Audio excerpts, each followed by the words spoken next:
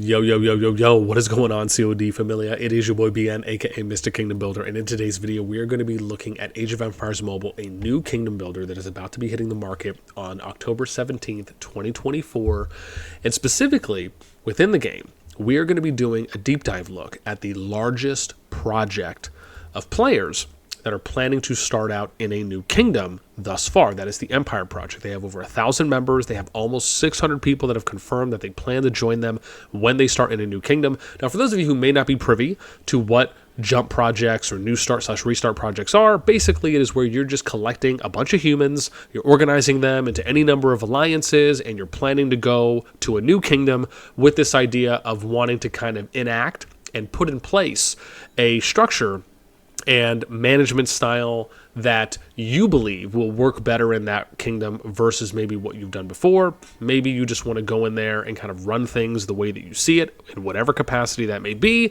That is more or less the gist of why you would be doing any kind of project in this case. So we're going to be looking at their project. I will have links to their Discord as well in the pinned comment description down below.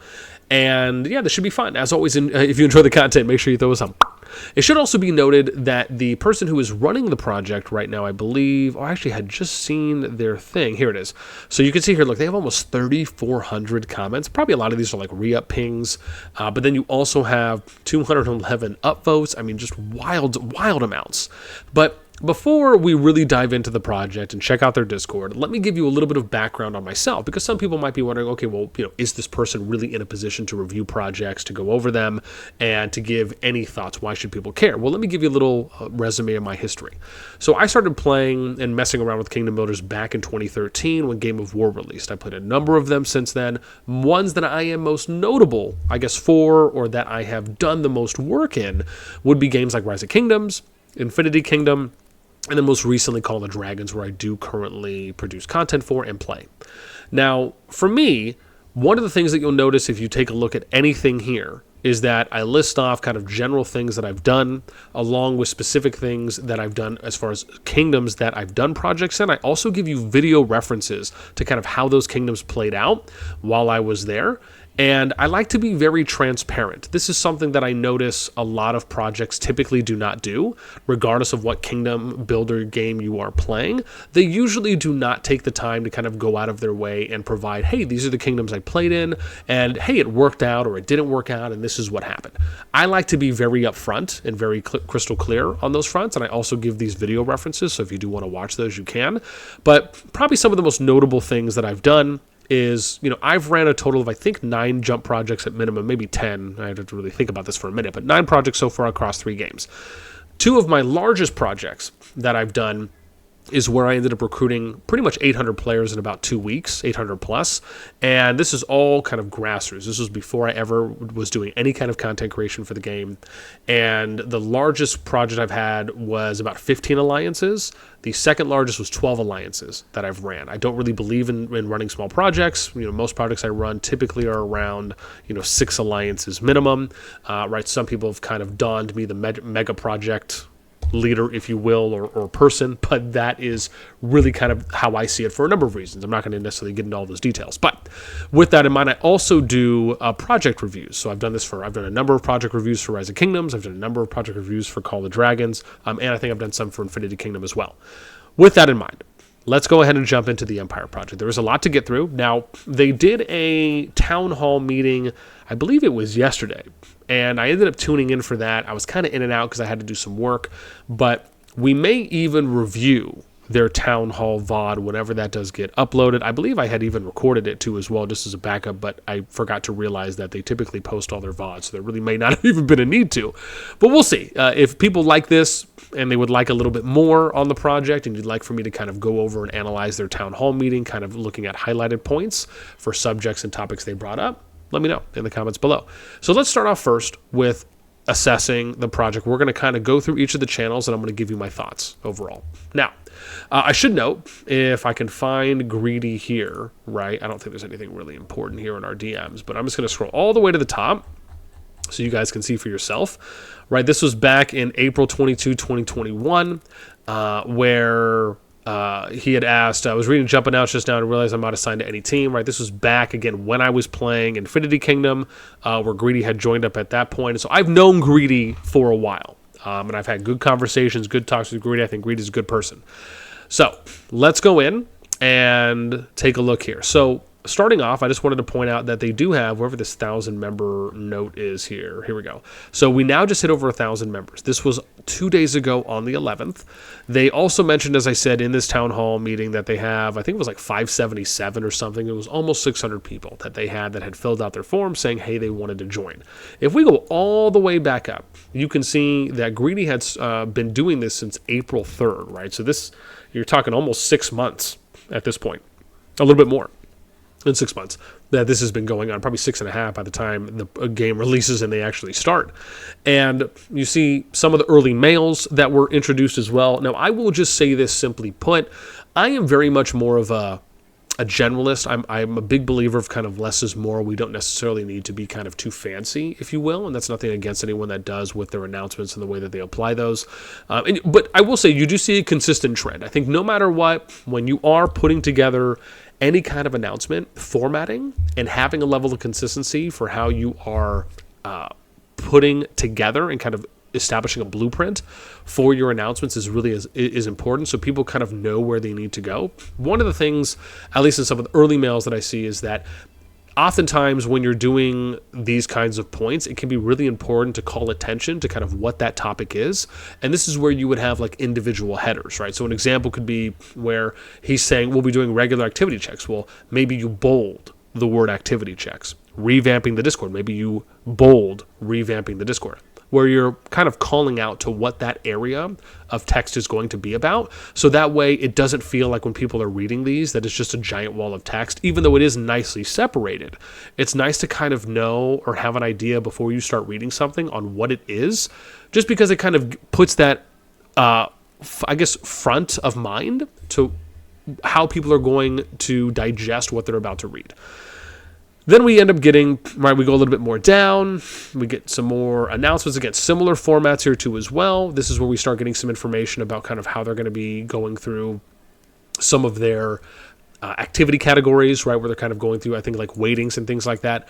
Now, again, I may talk on this a little bit later, and I'm probably not going to hit every single thing in the Discord because I don't want this to be too long of a video. But what I will say is that doing things like this, it's kind of 50-50 for me, at least when it pertains to this early. Is it nice that you're going to be able to collect a lot of data early on? Absolutely. Do I think that this is necessarily needed kind of within the First Kingdom?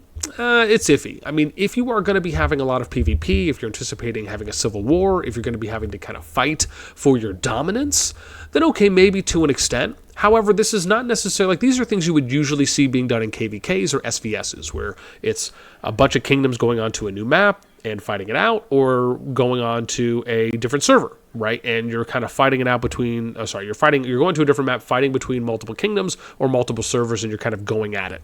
And this is usually where you would be doing things like that. You typically wouldn't really care too much in a home kingdom, which is usually your season 1 kingdom and the one that you're going to get populated into, about things like merits, KDRs. You probably would care a little bit more, such as like alliance contributions, building times, helps, average power growth, participation in PvE events, if you have to go do any city or kind of objective raids, etc. Those are things that you might care a little bit more about, even if it may not be the most accurate indicator for who is actually going to be showing up to fight, when it really comes down to it.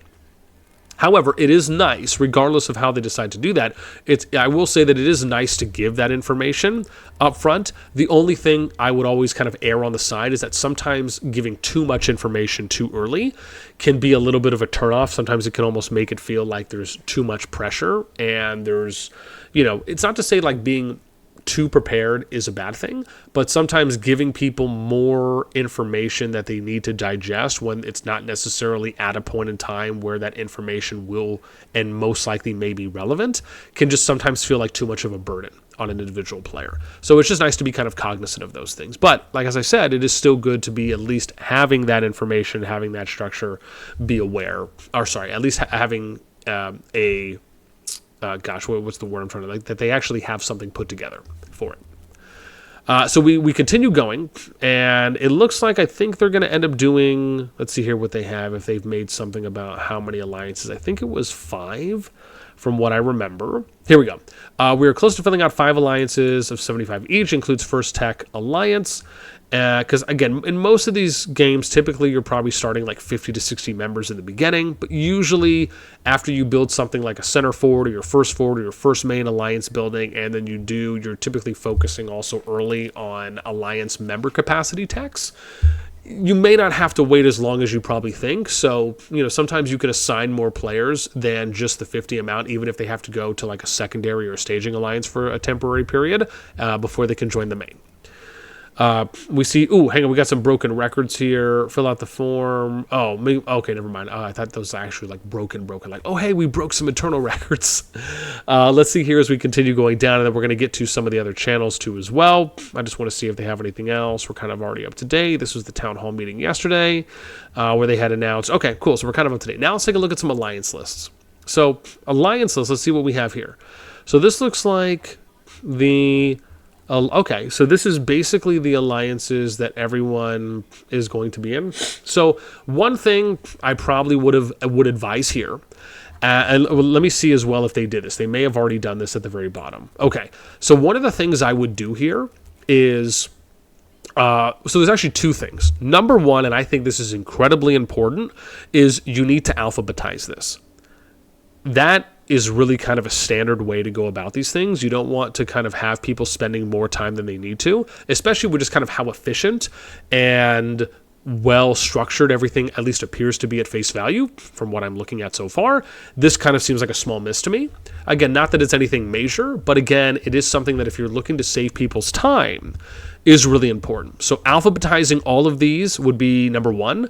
Number 2, what I would do is I would do a right click here and I would do copy message links, and I would organize the last message here with each of the alliance names, and then I would do a space hyphen space, and I would paste the link there. So that way, if people want to go to a specific alliance, they can click on that and it'll take them up there. So that way you don't have to do what I'm doing, which is scrolling all the way. So kind of 2 small things that I would do there. I'm okay with them posting the entire list like this, but you almost kind of want to create like this index page, right? That will just kind of help people navigate a little bit more. And or once they find their name, if they ever want to go back to it, they can just click on a link right here, right, and get there. Oh, hi, sweetie. Someone woke up. And then we get to the roadmap, which, again, I do like this. I am a fan of a roadmap, and I think we have to give a shout out here to Lady in Red. I wonder if that's someone that I know. Let me see. I'm just going to click on the name. I don't know. I don't know if I know Lady in Red. Let's see here. The name just sounds so familiar. Okay, I don't. Never mind. I know someone else that's named Lady in Red, but regardless, shout out to Lady in Red. Again, I'm a fan of any kind of roadmaps that you can provide to let people know what you can expect. I have one on my project's Discord. Mine simply is just kind of, hey, this is where we're at. Here's the current stage that we're at now. Here's the stages that are ahead. And the difference is that we don't have necessarily a timeline. Just because, again, the game's already out, so it's kind of more of like once we hit each stage milestone. But this is nice that they have this, because if you're leading it up to planning to start once global release hits and or shortly after that, it's nice to have something with dates. So I am actually a fan of this. I think that's a really good job. Ultimate Guide. This is where they have beginner's guide, so they have one here. I don't know if we have a ranked beginner's guide here. Looks like something else that's here. What I probably would do is that if these are different things than what this is, I would title those out and then provide the link. Again, just something there. In addition, if there are other resources, and maybe they have those in other areas, but if there's other resources that pertain to beginner tips, aside from this person's, it would also be nice to provide those there. I'll give you an example of kind of how I do mine. So when I look at resources here, this is how I do mine. You don't need to have 1,000 channels for resources.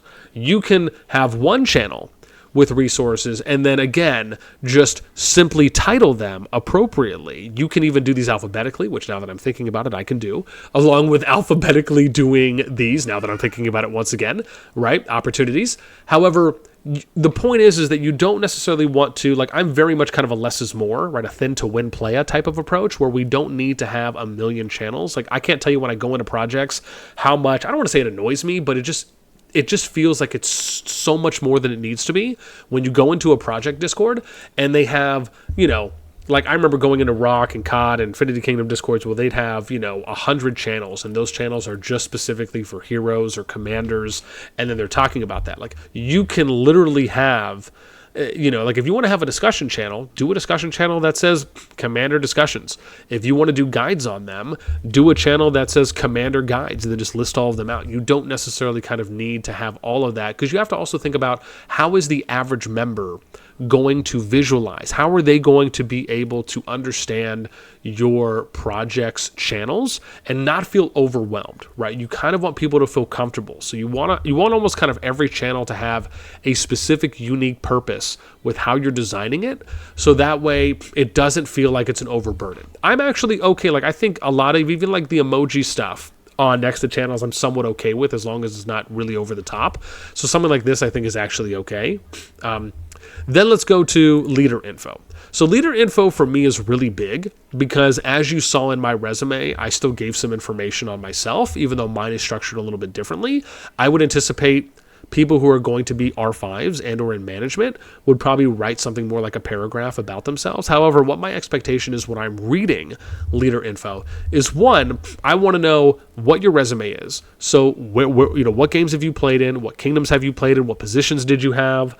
About how long were you in those positions, maybe some things that you did in those positions, and then a little bit about yourself if you kind of want to put in like a nice to know, and then maybe like what are you looking forward to about this project and or this game. Those are kind of the general gists that I would typically expect to see in kind of a well-oiled machine, right? Because that really hits on a lot of things that members would want to know if they're going to decide on which project they want to join. Okay, so let's work our way up and see what they got here. So, and again, this might just be more structural information. As we kind of go down, we might get to something else. So they have the alliance name, who the R5 is. They have the position roles. Again, this is very standard. This is what my expectations going in should be for how you're going to set this up. However, I would probably call this like alliance info and not necessarily leader info, because I think that's more appropriate.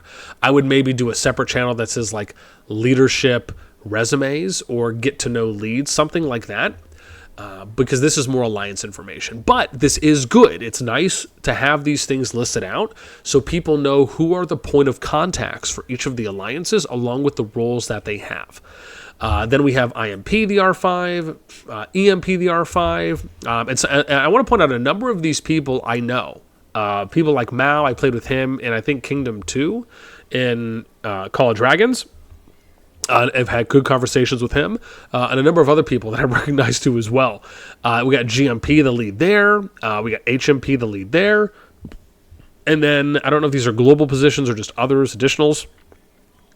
And then we have the Empire Council members. So in something like this, where you're going to provide info, I would also be explaining what is the council. What is the purpose of the council? How does the council operate? And what are the player expectations of the council, right? Like, what are the expectations that players should have? And what are the expectations that the council is putting out there for the group? So some information on that would be really nice in a written form, even if it doesn't go into incredible detail, but it gives you kind of more of a synopsis on what to expect. Then let's get into project news. So let's see here. Okay, so this is kind of more like a mailer, right? Or kind of like a magazine monthly update, if you will. And it looks like the most recent one was October 4th. Let's see here. Empire Project grows. I mean, I don't know if you necessarily need project news if you have announcements. That potentially feels a little bit redundant unless you're providing unique and different information in project news versus what you're putting in the announcement. Let me see here. 2 to go. 1 recruitment officer being prepared with guides for upcoming. Balance is key. We will not have a main alliance. Next Saturday, the 5th Town Hall. I mean, yeah, honestly, all of these things really look like things that you would put in an announcement, even though they're not pinging everyone, which I think is okay. I will say that. That, I think, is a good move.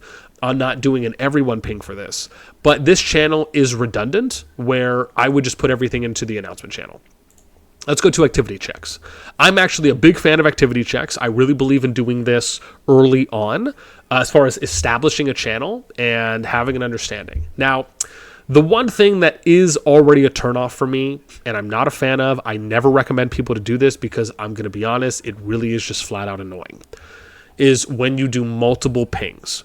This is the thing about doing activity checks. You only ever need to do it one time. However, you need to maintain that consistently. So an example of this, and let me just kind of show you what I mean here. And we'll see if we notice a trend, because this is typically something I see when I notice that projects are doing multiple ping checks. So the first ping they did is August 15th. They got 100 yeses, 6 nos. Next ping we did the next week, 115 yeses, 6 nos. So a week goes by, you get 15 more, still the same amount of nos. Another week goes by, 137 to there, 155 to 10, 193 to 8, 225 to 9, and this was on the 19th, and then we did one on the 26th, right? And notice how you see the dip. You had 225 yeses, and then that dropped by, 40, 41? But let's keep going. Now we go back to 255. That's the new peak. Then we get to 400. This was on October 4th, so I think that was a week ago.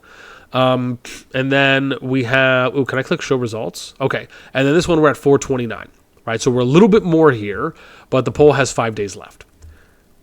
My point here is that when you have to ping people so many times, generally speaking, that's one of the reasons when people may start muting your Discord as a whole or muting the channel. You do not need to do multiple activity pings. It is the most unnecessary thing that you really can do for a project. And let me explain what I mean by that. And I'm not calling them out and saying, "Oh dear God, don't join them because they're doing this." This is a constructive criticism and an opportunity here where you can do one ping, and you do the ping specifically when you are in a position and you're ready to start. So for example, if they knew last week on the 4th that, okay, we are pretty much good to go, like we are bare minimum and ready, you do one ping, and what you do is you have people just check off, right? So and let me give you an example here on what I do. So what I do on my project is I have a sign-off channel. My sign-off channel, and you can do this however you want. You want to just do one green check. I typically do timestamp checks. And that's because we typically like to try to organize players into time zones in which they will be the most active, so they have the most amount of active people to play with in the beginning. We think that's really important to do. Again, we like to kind of break it up into 3 time zones, but you can always do it to more if you have the capacity for that. This is just kind of a V1 example. And so what I'll do is I turn off reactions on the channel so people can only react to one of the 3. And I will put these 3 reactions here, and then as people react to them, I will just check this. Like once we're ready to go, I will just check this every day. And meaning I'll right click, and then I'll click on, well, here, let's go back over to here, one of these as an example. So I would right click on the message and I would go to view reactions. And what I do is I would click on each one. And then, so from here, you would just click on the profile. You would be able to then see if they're still in your server or not. And if they are still in your server, then you add them to the list, and then you remove their reaction, and then you keep it going. This is, I have found, one of the easiest ways that limits the amount of pings that you would have to do, which in this case, there's a lot of pings. And then it also makes it pretty much foolproof at that point, because you're not going to add someone on your list that's not in the server anymore. And if they're not on your server anymore, then you just X off the reaction and you move to the next. Why? Because if they've left, they're not going to re-react. So you don't need to kind of keep asking them for these things. Let's get next to project events. So if we go to project events, let's see here what we have for this one. Oh, these might just be kind of like fun internal events that they're doing. Town hall. Okay, I don't really understand this one. Raid helper. Don't forget to sign up for the town hall. Okay, I see. So it's just kind of a... Okay. To be honest, I don't know if this is necessary. This is something that you can just ping in your town hall meeting channel, or you ping it in an announcement, just like they did before, and they put the time in there, which I actually liked that coding. I'm just curious if they've done anything else. I mean, otherwise, just, again, it feels redundant. Yeah, it looks like it's for the most part that, after looking at a number of posts. So I would probably just remove this channel. Next, let's go to Ultimate FAQ. So, interesting. I don't understand this one. Is it questions? Okay. So I think something like this, what I would do, this, if you're going to do this and you're going to keep this formatted the way it is, totally fine. However, what I would do is I would collect all the questions that people have asked. And then what you do, again, you collect all the questions and then you right click and you do copy message link. And at the bottom, like we talked about similarly, at the very last, you would put an index here. So you would make one more post and it would be your index post. And the post would list off all of the questions and then you would copy the message link for the answer and then you would put that next to the question, right? So that way people don't have to scroll all the way here. Again, that's a lot. So that would be one opportunity for improvement I would do on this channel, but this is still okay. Recruitment. Okay. Typically on a recruitment channel, usually you want to list off all the places that you can go to advertise about your project. You would want to have either a formatted advertisement on a Google Doc that people can easily copy paste, or you should post it on the channel itself, and then also have the links and the channels that people need to go to for servers. So let's see, our recruitment message is on the official Discord. Send any message. Okay, so they link to that. Okay, send any message in the thread and put a like on the post to make it more popular. So they're basically just bumping the same thing. Okay, so it doesn't look like they're really going anywhere else, at least as that pertains to. Let's see here. They have recruitment questions. What's this? Let's just take a look at this one. Please state your future in-game name, this Discord account. Do you have an experience in other types of games? How much time do you spend in the game? Oh gosh, I don't know if I would do a lot of these here. If these are ones people have to ask to join. How much time can you spend in the game daily? Something like this. If you're looking to kind of get general, if you also want to maximize this and get general data, doing Google Forms is great. But I would have almost done like a multiple choice here, where you can select, or a checkbox or a multi-checkbox, because after everyone fills that out, you can look at what the summary data is on these. And it really gives you kind of a nice overview if you're looking to kind of collect more wide-ranging data, or just, any kind of like summarized data. That's nice to do. When you're only kind of doing shorter, long answers, it just doesn't really give you that. Unless you're just going to, manually plug everything and then kind of add it all up there at the end. Oh gosh, hang on. Let me skadoosh over here because people are wondering probably what I'm looking at. So how much time can you spend in game? How much are you willing to spend monthly? This is the thing about this, and this is always going to be a red flag for me. Again, it's not for me to say don't join, but it is for me to say that I just don't think this should ever be a question people and projects should ask. And this is the reason why. It's very simple. No one can guarantee that anyone who says they are going to spend money is actually going to spend that money. I don't care if you have an account that you've spent money on and you've told people you're going to spend. That's great. Thank you for sharing. When you actually spend in game is when we know you are a spender. Asking people how much they are going to spend and then using that as a factor for how you are going to distribute players, I cannot tell you how much that can potentially backfire on you. And I'll give you an example. I'll just give you one example of something I have had happen to me, because I thought that this might have been an okay thing to do early on, and I did it in a similar way back when I was playing in Rock. And when we did this and we asked people how much they were planning to spend, we broke them up into tiers. And we asked people to kind of fill that out, and then we distributed players based on those spending tiers. On top of that, we told people that we were going to be distributing spenders. Well, guess what happened? Not everyone decided to spend, and oftentimes people thought that if they put down that they were going to spend money, they would get paired up with other spenders. But the difference is that we, at 2 points of time, one time we did a project, we didn't tell people where they would be put, so people thought that they would be put with spenders if they put that they spend, and a number of people just lied. And then the second part is that the next time we tried it, we told people that we would be distributing everyone equally, so it didn't really matter what they put down, but we still ended up finding that there was a disproportionate amount of people that were real spenders, in some alliances than people that weren't spending in other alliances. And there really was never this kind of equal spread across the board. Because even if you say that, hey, we're going to distribute people and we want to know how much you're going to spend, you could still end up in a situation where you have 10 spenders in one alliance, 8 spenders in another, 1 in another, 2 in another, and then none in the rest. And you just don't know what you're going to get. It's like you're just playing roulette at that point. So this, to me, I will always say this because, and I just think it's very important as a responsibility to players out there, you should never ask this question. If people spend, then once you figure out people that are spending, then you can go ahead and start marking people down, right? If people say like, hey, I'm spending now, you can see that I'm spending, this is how much I plan to somewhat spend, okay, that's different because they've already initiated the action of spending. And then you can let everyone know we will be distributing spenders once we figure out who is actually spending and the average amounts of money they do plan to spend. And you can make it be something where you're going to then kind of do real-time distribution after you get into your home kingdom and things are kind of somewhat established, or you feel like there's a point in time where you can do that. That is a much better way. Yes, it will take more time, and yes, it is a little bit more of a, I don't want to say a drag, but it's more of a kind of labor-intensive process, but it is something that will bring you a better net positive than if you try to do this in the beginning. I just can't tell you how much I'm like against doing that, and it can really just set unrealistic expectations, and it can get people to come at you with their pitchforks when you probably would never have expected them to, right? The next one, do you have any previous experience, R4 or 5? Do you want to try applying for leadership? Okay, I would probably do this separately if you want to apply for a leadership position.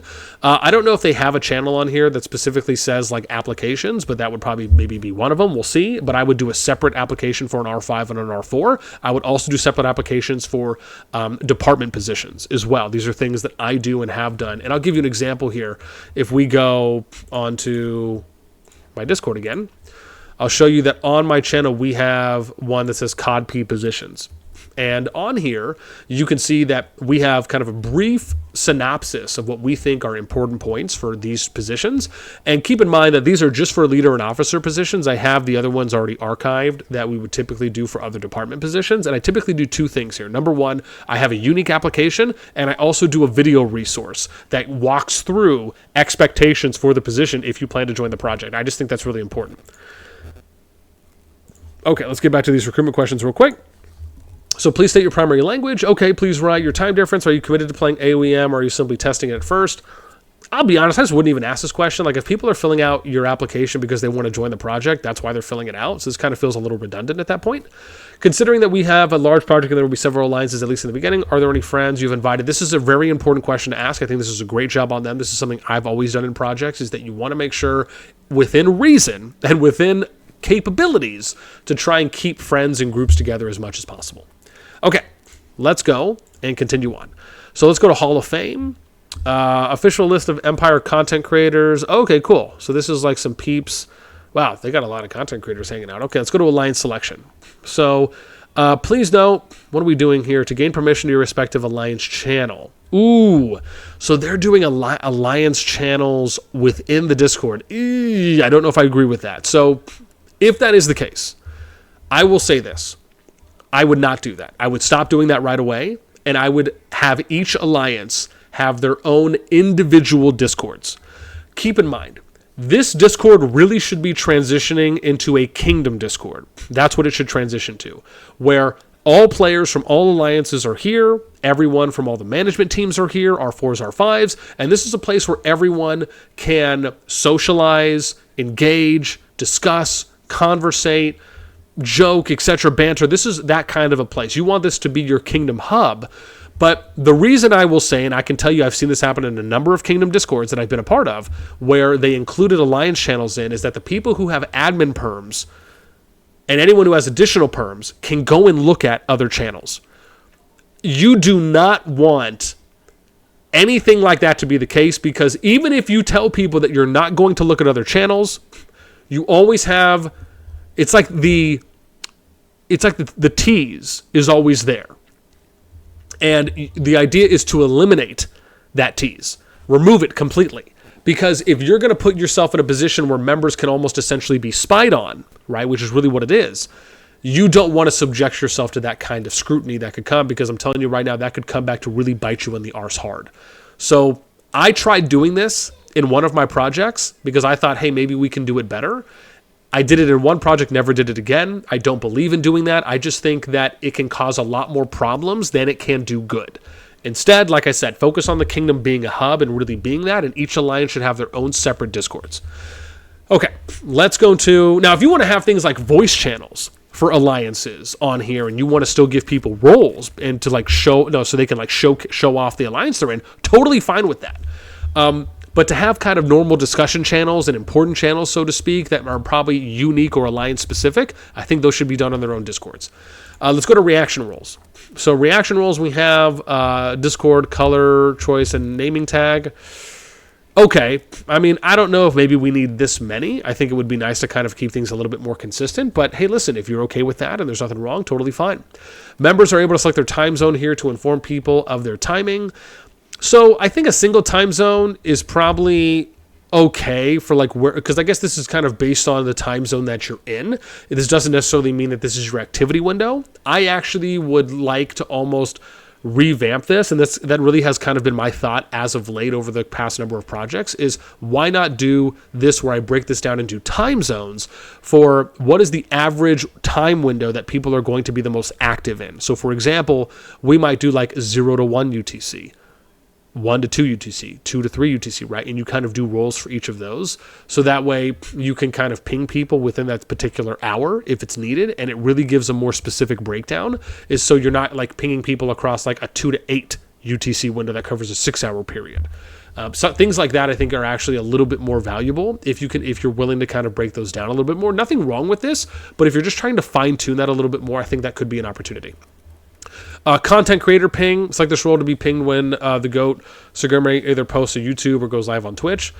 So, I mean, I think this is okay. However, I just wonder how other content creators might feel. I mean, again, I imagine they have a kind of a content creator channel where people can post their own stuff. And maybe Sigarme or Sigarm, depending on how you enunciate, no offense there, could just be that maybe like that's their exclusive creator. And if that's the case, I would probably just make that clear so that way no one else kind of feels any way about it. Then we get to town hall meetings. And again, I think this is great. Like, notice how they're doing their questions, putting answer numbers here. Along with that, and from here, you can also see them doing that I love the fact that they do meeting notes. I think that's such a great and amazing thing. And I can't advocate how awesome that is and how really every project should do that. On top of, they also post the VODs for all of theirs. This is something that I would always do in my projects. As far as going as detailed in the meeting notes, that's something that I just wish I had some people to do. And some of my projects I did, but not all of them. So the fact that they have someone there that's willing to do that, I think is A1. Okay, now let's get to... however, what I would do as well here, and I just want to point this out in addition, is that if they're not going to break this up into individual posts per the questions and do an index, then I still think that this is okay, because even if people have to scroll a little bit, they can still kind of figure out, well, the bolded text is the question. Let's go to interesting info. So interesting info, this is, I think, kind of... Oh, okay, so this is like a data dump. So I have a data dump channel on my Discord for Call of Dragons, where we just kind of post... unique or sometimes interesting, but sometimes just relevant, and sometimes it's data things that are there about the game. So for example, like they have a map here. I think that's great that they posted that. And then let's get to official updates. Oh, I think this is just official updates from the game. Just for the game Discord, it is. Okay, cool. And let's see what else they have here. They got a content creator hub. This looks like, okay, cool. This looks like where people can post their content. And so we might post this there. But I think a few things, I guess one thing that I think they could have would be like an alliance application, or just like a leadership application, or a positions or applications channel for different things. Maybe they had that at one point and it's not there anymore. I think that's one thing. Another thing that I would really like to see them include, and just so you guys, if you're wondering, do I have all the channels selected? I do. You can see everything is. I would do an index page. So I think an index channel is really important if you're trying to give kind of people a quick synopsis, a quick introduction to, it's like an outline, right? A table of contents. Let me give you an example here. So if we go on my Discord, you'll see that we have a Start Here channel. This is basically a directory or an index channel that tells you all the channels we have here, and then just a brief little bit of information on what they are. So if you just kind of want to get a little more of a clearer glimpse, I think that's something that could actually help. So I would recommend kind of a directory or an index channel. If they still are doing recruitment, I would recommend doing an application channel. I would also recommend having unique applications along with potentially any video resources, but at minimum, an individual application channel and individual applications per positions I think is really important. And then, like I said, I think some of the channels here, 2 or 3 of them that we mentioned, just kind of feel a little redundant. Aside from that, what do I think about the project as a whole from its structure thus far? I do think that this is pretty well put together. I think that if I was going to give this a rating and I was going to do my normal rating scores that I do, they would probably get something like, I think around like a 7 out of 10. Which, to be honest, on average, if it helps anyone wondering, most of the time I typically score projects between like a 3 and 5. And these are even for ones that are like the biggest in their game. And that's kind of based on the criteria that I go off of. I've done this in previous videos where I show people like what my kind of 10 points are, my 10-point checklist is. But this is pretty well put together. And I really wouldn't expect any less here because Greedy and has been someone who's been a part of a project, or at least has joined one of my projects in the past in COD. And I'm sure he's done his own work and his own continued level of knowledge and experience gain to get to this point. And it seems like he has a good team because I believe EMP, if this is the same alliance, because I do see some members here as well that I noticed back in Kingdom 2 for Call of Dragons, it feels like there probably could be a number of people that played there that are probably in this project. Again, I don't know for sure. I'm sure some people will let me know in the comments. But they do appear to have a well-organized structure, and they seem to have a good head on their shoulders despite some small mentions from me.